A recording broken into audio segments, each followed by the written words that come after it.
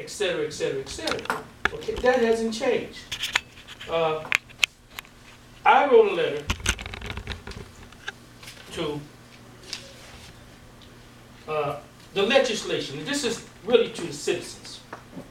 I think we put it on there twice to have the finance director and the law director elected by the people. There was wisdom in that. The reason for doing that is because you can't bite the hand that feeds you. You heard that. So they're only going to do what the mayor tells them to do. We've had, I can tell you through 4 or 5 law directors, all of them have appeased the mayor. All of them. That's why we put, you would almost pass. 75. Okay. 75 votes. But you guys have the strength. We may have to put it on there. But here's the essence. Here's the other thing. The letter I wrote about 5 months ago to Mike DeWine, the Attorney General in Ohio, and Tim McGinty, the county prosecutor, about dereliction of duty. He has definitely been derelict in his duty. Okay? They wrote me back saying they received the letter, but they haven't done anything. This council, with all our shortcomings, have tried our best to work. You know, when Wheeler and King came along, we sucked it up and still tried to work, but no cooperation. At this point, it's beyond negotiation. You can only try so much. There's a recall effort going on, and it's going to happen this time. It's unfortunate, and it could have been prevented. He does not respect the council and doesn't care about the people in the city of East. And I can't verify that he lives in Shaker, but people tell me all the time, Martin, he lives in Shaker. His kids go to Shaker school. Okay? And for him not to come to, when we passed the budget a week ago, and him not being here, that is incomprehensible. That's right. It is. So now the cat's out the bag. There will be a recall election. It's going to take place. And whatever, then maybe we can move forward. It's unfortunate because I can say to you, I supported him when he first ran. Young man, I said we give a young man a chance, and we did. And he got in there, and he just couldn't handle it.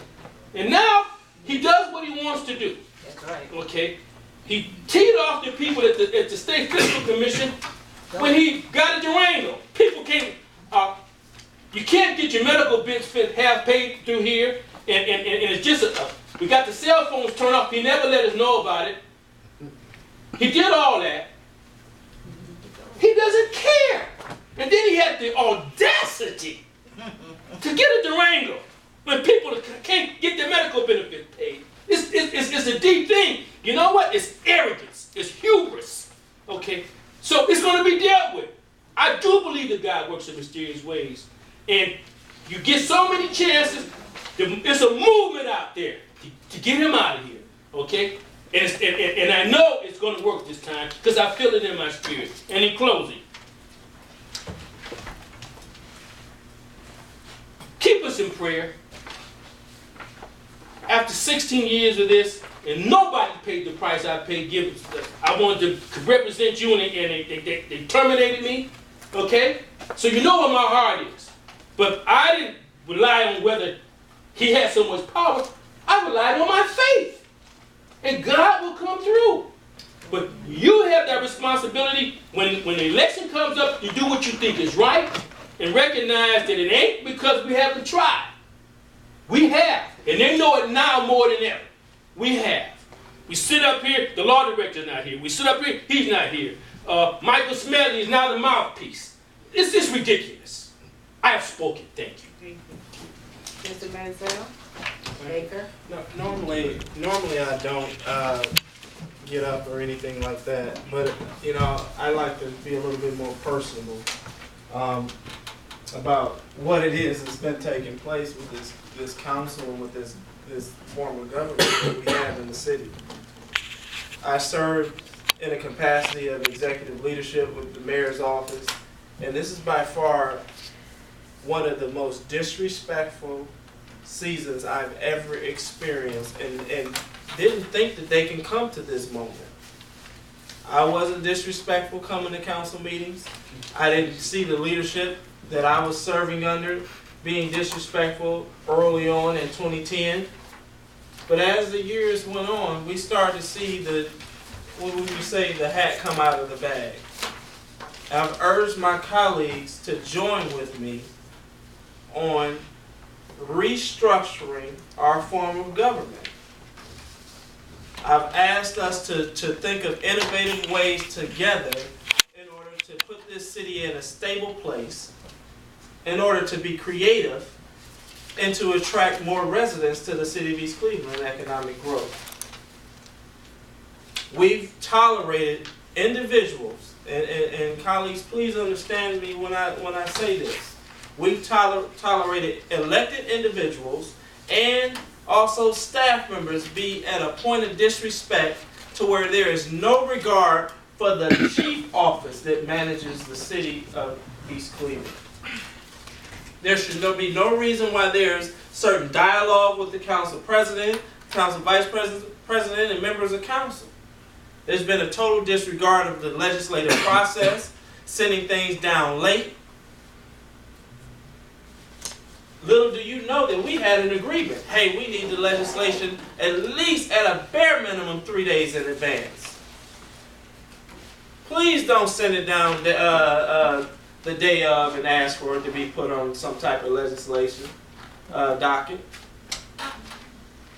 But we've had this type of disrespect time and time and time and day in and day out, year after year after year.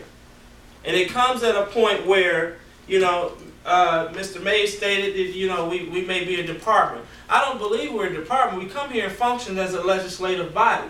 It's just a disrespect. If a person, there's a word that says, train a child in the way he should go. When they grow up, they'll put away, they won't depart from it, or they'll put away their childish thing. This is a child mentality that we're dealing with. I don't like the disrespect because we, as an urban community, as a black community, we have to stand together. But it's hard to stand with somebody if they don't listen to you. It's hard to stand with somebody when I can't knock on your door, come down, sit and have a healthy discussion about some legislation, right, Councilman Wheeler? Mm-hmm. Didn't I tell you I wanted to do that? Yeah. Right? It has yet to happen. Based on personal feelings. Now, if the tables were turned and I were sitting over there and I know that I had to get something from one of the 5 people sitting over here, I know where my bread and butter comes from. But at the end of the day, there is a greater goal at stake here. Yes, sir. That's right. And it has every bit to do with the 17-some-odd thousand people that still exist within the city. Whether or not they're taxpayers, transient residents. From the least person to the greatest person in East Cleveland, we are bound by duty to be their servants. Public servants. And Ms. Parker, I respect your wisdom and I respect your words, man. And it makes me reevaluate the reason why I serve. It really does. I don't support the merger. I've stated that time and time again, and I am a supporter of the recall. And to Ms. Stanberry, the disrespect that we experienced, you got to consider the source. I understand. Yeah, just consider the source. I know we will completely, we'll bring it up time and time again, but at some point, counselors, we have to consider the source and stop talking about that and be about the business. Because when we take our focus off of the business, we therefore start dropping the ball in certain areas and start being ineffective because we have not paid attention to every single detail. We don't need contention amongst ourselves. Because when you find contention, that comes somebody's workshop. And then if it becomes somebody's workshop, the devil's workshop, we are going to be ineffective as an elected body. And we're already pretty much the laughing stock of Cuyahoga County, if not the state. So we have to rebound. Put away our personable feelings about people. Put away our friendships about people. And if you're not standing up here as a public servant, then I don't know what you're here for. as residents, we have to be more and more responsible and accountable for the things that happen in our community. If we don't like something, then that means you gotta wake up in the morning and beat feet in order to fix it. Everybody in East Cleveland at this point matters, and we have a job to do. I don't want a Trayvon Martin situation here. I don't want a Tamir Rice situation here. We're down to less staff in the police department. We have limited manpower on the fire department. It's time for restructuring of government. And it's definitely time for us to respect one another. Thank you. Thank you, Mr. Mansell Baker. I'm glad you echoed the words of the council president. Mr. Wheeler. You know, I agree for the most part with all the councilors up here. I don't agree with changing the government, the structure of it, because I remember when it was a city commission, the city manager. Not that part structure, Okay. Councilman. I mean the interwoven mechanisms. The interwoven, the way the inside of the operation of the day-to-day operation. Yes. Okay. I do. I thought you meant to change the government. You can't keep changing the government. No, you got to change the we're going to leadership of stay the mayor government. council. Make Our interdepartmental functions Okay. need to be. And as far as electing the law director and finance director, once again, I think it comes to who's running your city. If you got somebody that's running it efficient, somebody who's prudent and making sure things are done well, then it'll show. Right now, we're getting what we asked for. They ran for office and got elected. I think also, he was elected twice. So they say it's something for the residents. Right. So, also as far as the camera system is concerned, I do have a serious problem with that. I think that's wrong, and all of us have relationships, but I will look into that and see what we can do, because that's not right. Only one side is being heard, and this side isn't being heard. If I was to know what we said, I'd say go to 44112 News. And that's not the way it's supposed to work. I believe that we should start holding up some things. It's 6 in one, half dozen in the other. When you want to pass something, we need the money. So we want to sell the vehicles for scrap, but at the same time, we need to get the mayor's attention. We move at our pace. So I think that we need to start, looking at things take a little longer, like the law department do. Investigate and research before we pass anything through. Hold it up for a moment. So we got to bring the mayor to the table. I agree with that. Thank you for taking that stance. Because we hold up what he's asking for. But that's the only part. That's some of the part that we have. But we'll see over the next 2 days. He's elected official, and people put him in, and people can take him out. I haven't said nothing about the recall, but I know one thing: everybody has a vote. And when you go in that booth by yourself, you do what you think is necessary. Yeah. But whatever the people ask for, that's what we deliver. So it's not a custom-made shop. We take orders here. Exactly. All right, and that's really it. I don't have much to say tonight. Everybody's heard the spill all over. We all know what's going on. And I really appreciate the fact that each and every one of my councilors had something constructive and good to say. And I want to also let you know that we don't just come up here for the sake of just coming up here. We come up here because we have a job to do. And the young man, what is your name again? Kelvin Herbie. Or Mr. Herbie. I appreciate your participation, and you consistently come up to the council, good, bad, or whatever comments you might have to say. You want to be heard, and that's most important. And I appreciate it. And don't you think that I don't appreciate you coming up here?